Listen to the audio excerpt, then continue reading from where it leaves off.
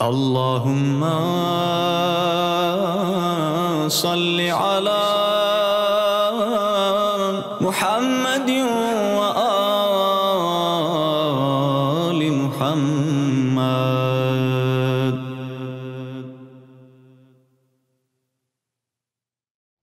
When you look at Allah, He is infinite. Every aspect of Him is infinite. His knowledge is infinite. Everything regarding Him is infinite. How can you understand Allah through the intellect? You can't. Brothers, you can't.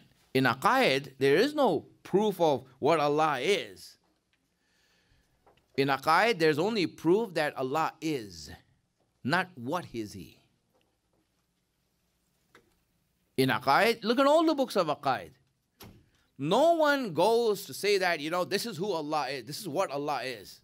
No one says that. All Aqaid books are geared towards proving the existence of Allah, not defining Allah. You can't define Allah. Because you can only define things that have parameters, that have boundaries. And Allah has no hudud, no boundaries, and hence you can't define Him with the aql. You can only imagine Him. You can only comprehend Him through imagination. And that's why it's so important for us to understand that we have a power that's called imagination.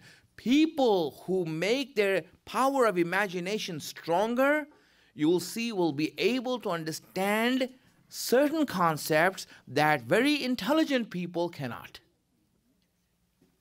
That's why you have very educated and intelligent people who are unable to fathom the idea of God. Because how can you have an infinite God? It doesn't make sense to have an infinite God. Why can't we have why can't we? Because it doesn't make sense. There is no logic behind it. But the issue is that, why are you looking at it like that? See from the point of view of your imagination, which is also a faculty that you have. Why can't you use that? Because here's why. When we were told to encourage children to use their imagination, it was to encourage them to use it. But what we end up doing is that we end up discouraging them to use imagination. Any child that uses his imagination, for example, someone who has an artistic side to him. You see a child that is very artistic, he thinks in an artistic way, thinks in an ambiguous way. So what happens is that people who think intellectually think that he is weird. He is not right. Something is wrong with him. He can't think straight. Why can't he? He's thinking perfectly. It's you who cannot understand his thinking. You can't understand his thinking. He's thinking perfectly, exactly the way he should be thinking, but you are unable to comprehend the way he's using his mind. And then what happened is that we then put that child through scrutiny, through hell in school, by putting him through counseling, through all these things, just because these idiots who are in charge of the school are unable to understand the child and how he thinks. This is what happens.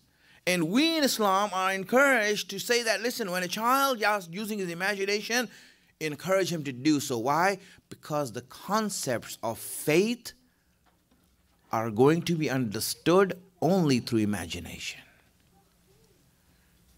Yes, my friends. One of the things that we understand, as I said, Allah is understood through imagination.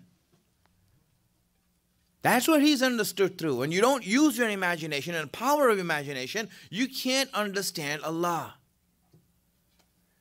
You have doubts then. If you try to intellectualize them, you have doubts about Allah. That's why many youngsters here have doubts, because when professors who don't know how to think straight raise issues regarding God and the infinite nature of God, they say, well, how can there be an infinite God?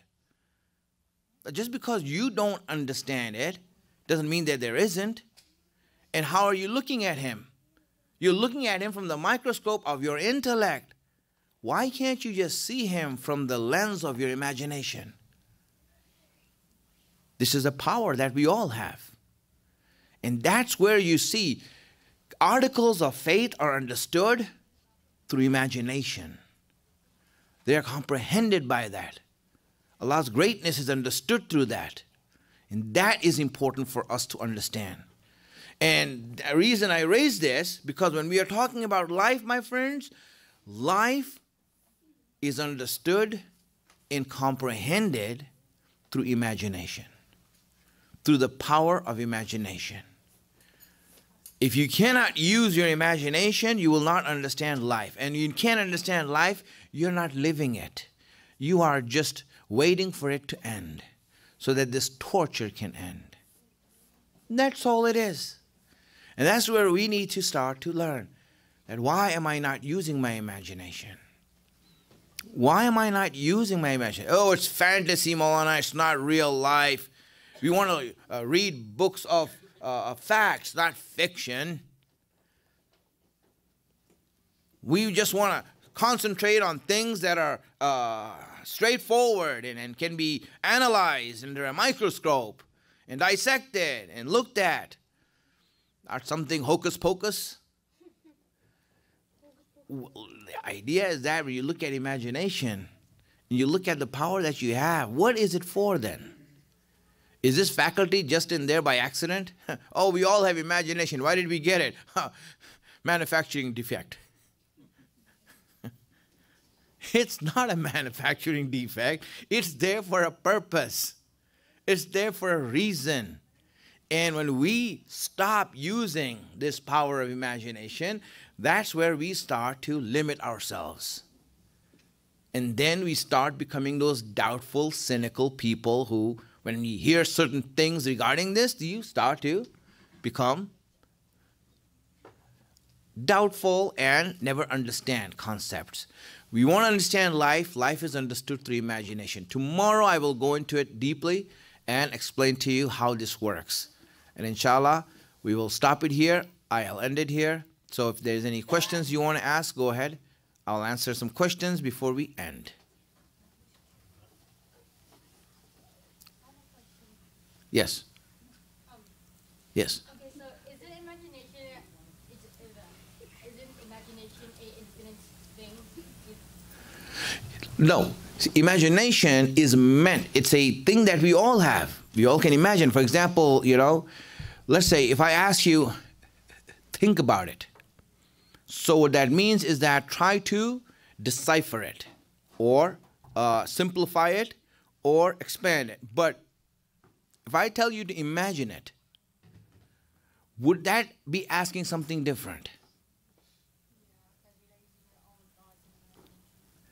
Right, you see that, the difference between thinking and imagining.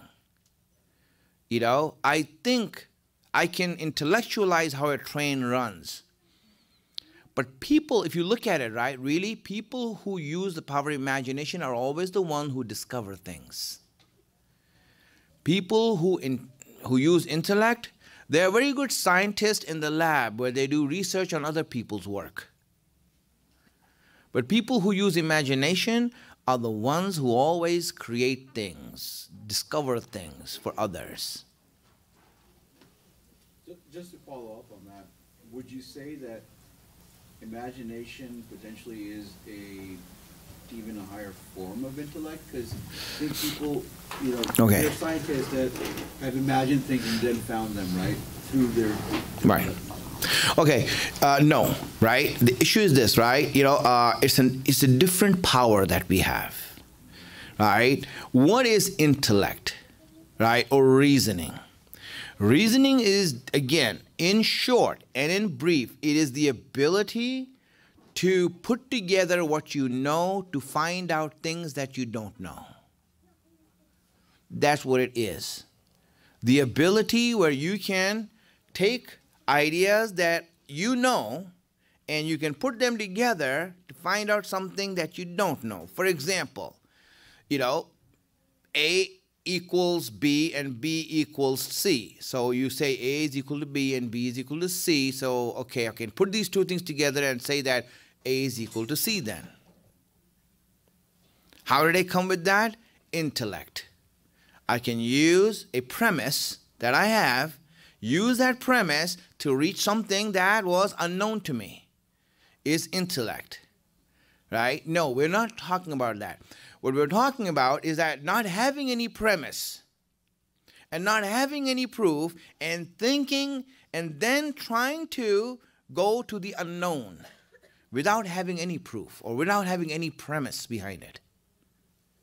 You see, we need power for that. For example, if I told you to think about Jannat, and Allah says it, right, in the Quran, so many places He uses description of Jannat, He uses description of Jahannam, heaven and hell.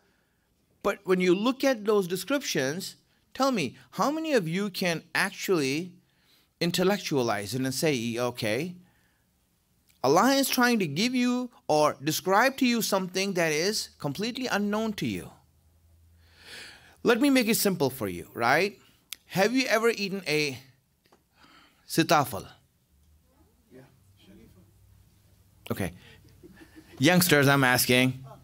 I know these guys are from India.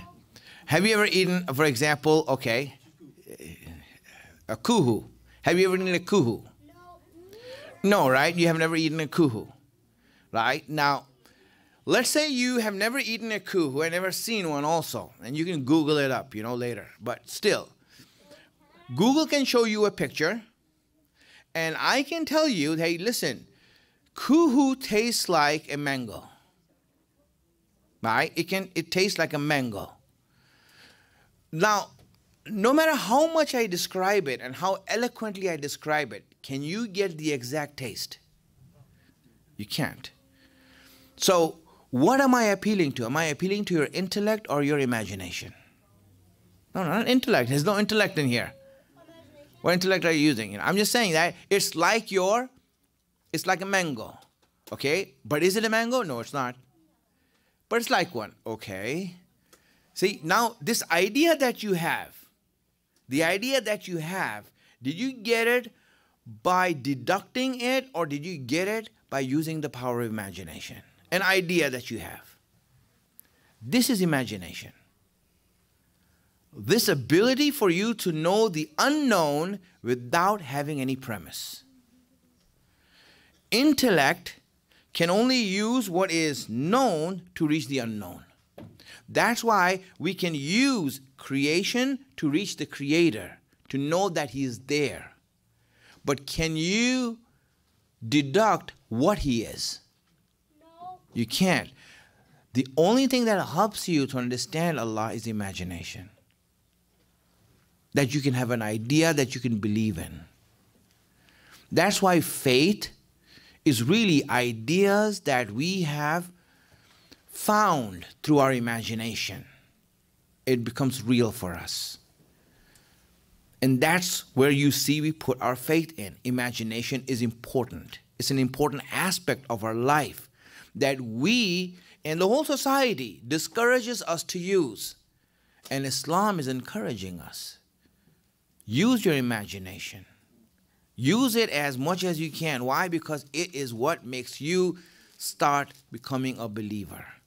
And the reason I'm discussing this is because we want to learn about life. You will see that in order to understand life, imagination plays a huge role in knowing what life is.